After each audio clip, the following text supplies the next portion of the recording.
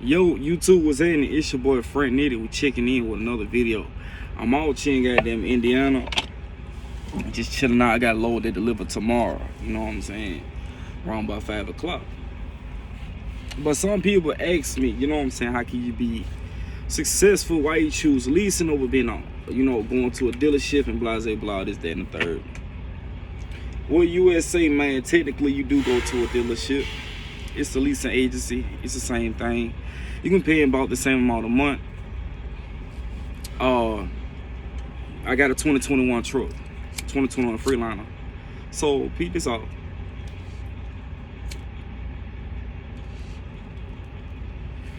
If you leasing a truck,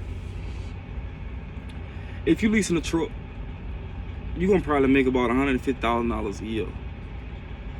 Stay with me on this. You're gonna probably make about $150,000 a year. If we take out that might be gross. So if we take net, that still puts you at about between $90,000 and $100,000. The fuel will probably be like your most expensive expense that you'll have. In the midst of a 4-year lease, what you do is you get a truck or two within that time. I would say within your first year, you should be able to purchase an outside truck, cash. No payments, no nothing like that, cash. Yeah, so we back. Once you go and purchase them 2 trucks, cash, you know what I'm saying, like within your first, let's just say, let's run it back. So 4-year lease, within your first year, you should have enough money saved up to buy another truck. So if one truck can easily average $100,000 a year, 2 trucks can average $200,000 a year. This is on bare minimum. This ain't OTR. This is, you know what I'm saying, probably like some regional or whatever like that. We're still enjoying your time at home. So boom, you get $200,000. Your second year, you run that truck, them 2 trucks for a little bit or whatever like that. Make sure you put to the side your maintenance. On that truck that you bought cash, you might want to sit it down for a little bit. Go through the whole truck. Probably take a couple months, whatever like that. But I guarantee them same couple months that you spend taking care of that truck as far as maintenance, you still gonna end up clearing. I guarantee you can still end up clearing $100,000 off of that truck in that year. It do not take that long to make $100,000. With a truck that's already paid for, you don't have as many expenses other than fuel. To be honest, fuel and maintenance. Your tax will come out. You know what I'm saying? You want to make sure you're paying that quarterly. You know, I just feel like that's one of the best ways to do it. So then you go and take both of them trucks. If you got 2 perfect running trucks, you can find an account, a contract, a Walmart contract. I know for a fact, I done experienced it or whatever like that. $150,000 contract for a year. You take 2 trucks over into a contract like that, such as Walmart, Home Depot, Target, and you catch your $100,000 contract. That's $300,000 a year off of 2 trucks. It's almost like, how can you become a millionaire in the trucking industry? At the same time, you want to make sure that everything is being deposited into a business account. Well, you can also go by your 3rd year. You can even do this in your 2nd year to go ahead and get a 3rd truck. These things you want to purchase through your business account, so you can build that business credit. Even if you was get a loan, it's nothing to pay back $20,000 to a bank, especially when the interest rates are extra low. So then, if you're running about 3 to 4 years and you got a credit line of $200,000 because they trust you, just because somebody said they got $1 million in their pocket, do not make them a millionaire. Because you spend $1, you're no longer a millionaire. The credit will help you out a lot.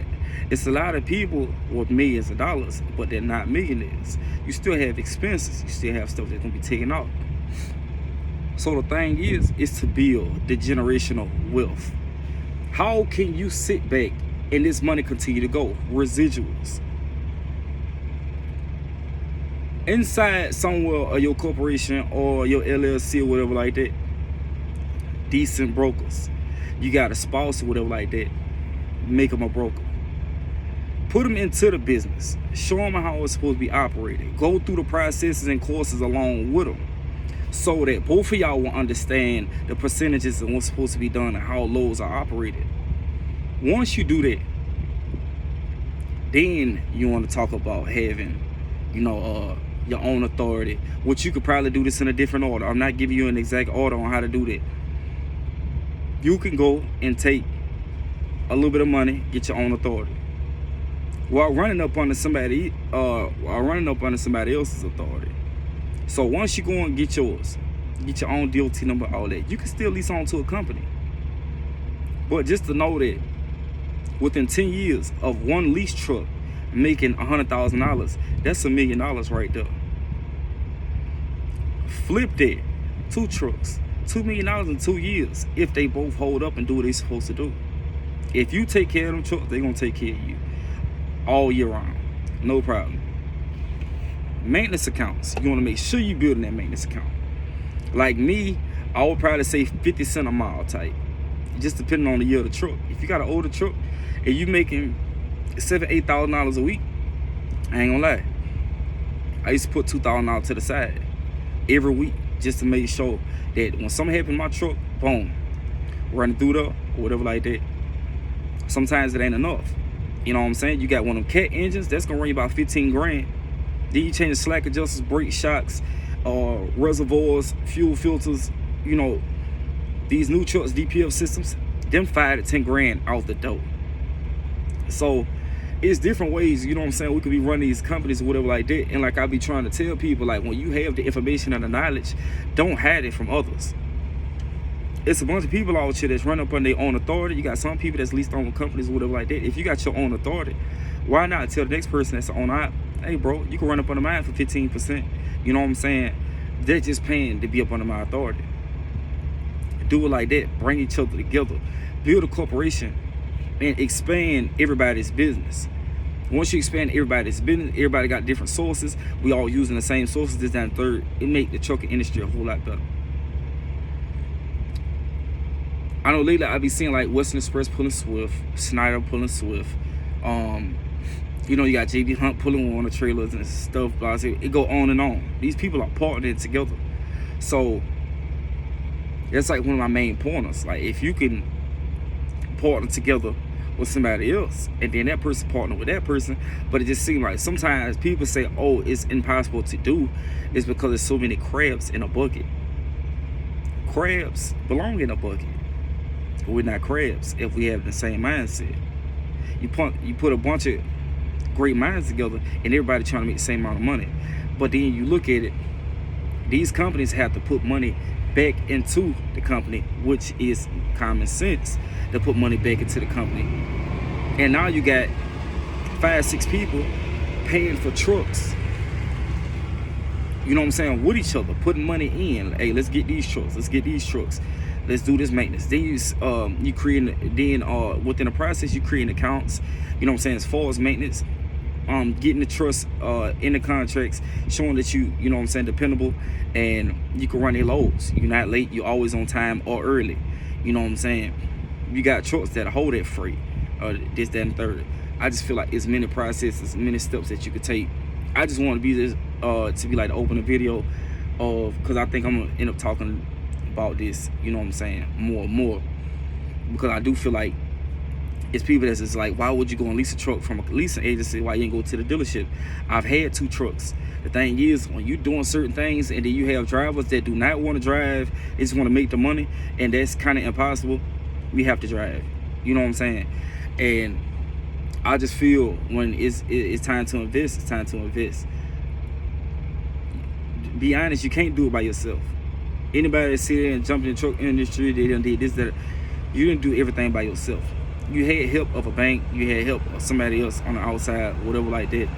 Y'all ain't gonna get a full rundown. Ain't nowhere in hell you went and bought a brand new truck cash. That's just not what you're doing. Even if it's, a couple thousand that you put down, you still get assistance. So this is gonna be the first video that I'll probably turn around and make a second part, you know what I'm saying, a little bit. I'm trying to put these lights on the truck. It's gonna be like 2 strips on the side, but I'm too fucking big to get up under the truck, so I might have to find one of these little dudes around here somewhere to help your boy out. But please like, share, subscribe, comment, and all that. Let me know how y'all feel about, you know what I'm saying, us coming together and put these LLCs together, you know what I'm saying, actually spreading different sources of us, you know what I'm saying, having a better income and flipping this money. But I most definitely catch y'all on the next one, and may peace be upon you.